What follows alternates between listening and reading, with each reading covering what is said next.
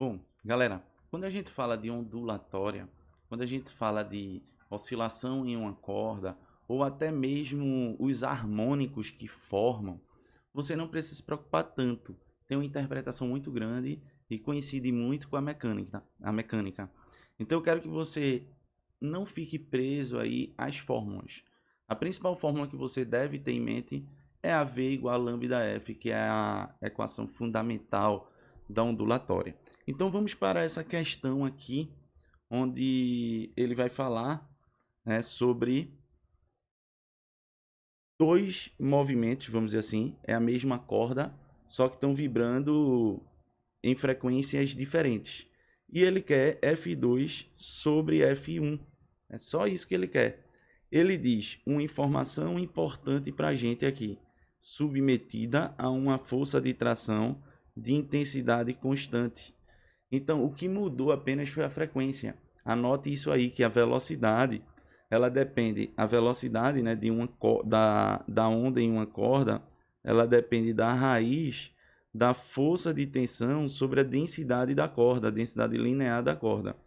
Só que veja, se ele diz que a força de tração, ela é constante e a corda é a mesma, a velocidade não vai mudar. Então, a velocidade é a mesma, tá? Então, eu já posso pegar aqui essas duas informações e eu posso fazer assim, ó, dizer que a velocidade da corda 1 vai ser igual à velocidade da corda 2. Então, V1 igual a V2.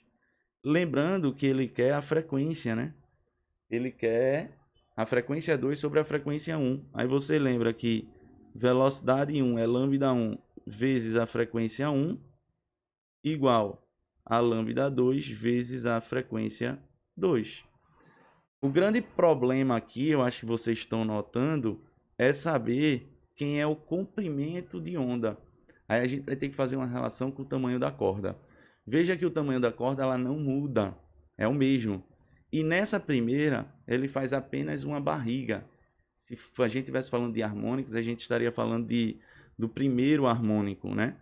Então, esse cara aqui, ele forma metade de um comprimento de onda.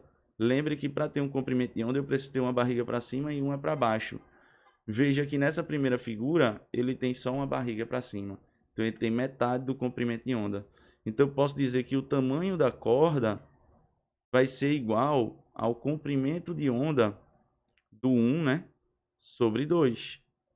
Sobre 2, ó. Então quem vai ser o comprimento de onda 1? Se eu passo 2 multiplicando, o comprimento de onda 1 vai ser 2 vezes o tamanho da corda. Veja que faz uma relação, né? Tipo, o tamanho da corda total é metade. Então, significa dizer que para eu completar um comprimento de onda, eu precisaria ter duas cordas dessa.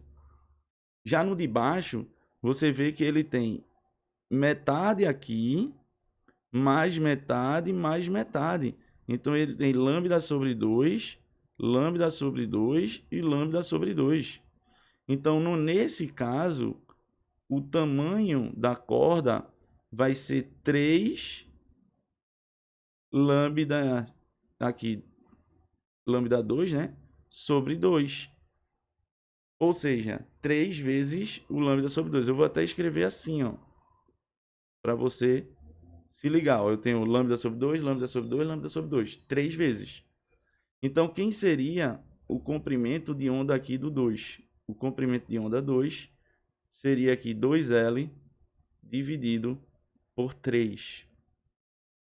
Então, eu já tenho o lambda 1, que era o que eu precisava, e eu já tenho o lambda 2, que era o que eu também precisava para calcular exatamente F2 sobre F1.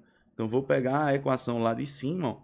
Lambda 1 vai ser 2 vezes L vezes F1. Vou fazer assim, para você ver onde eu estou substituindo. O lambda 2 vai ser o 2L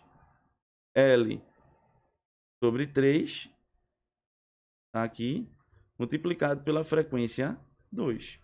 Lembrando que eu quero F2 dividido por F1. Então, eu vou passar o F1 para o outro lado, ó, dividindo. E vou ter que passar todo esse termo para o outro lado. Então, o 3 sobe multiplicando e o 2L passa dividindo.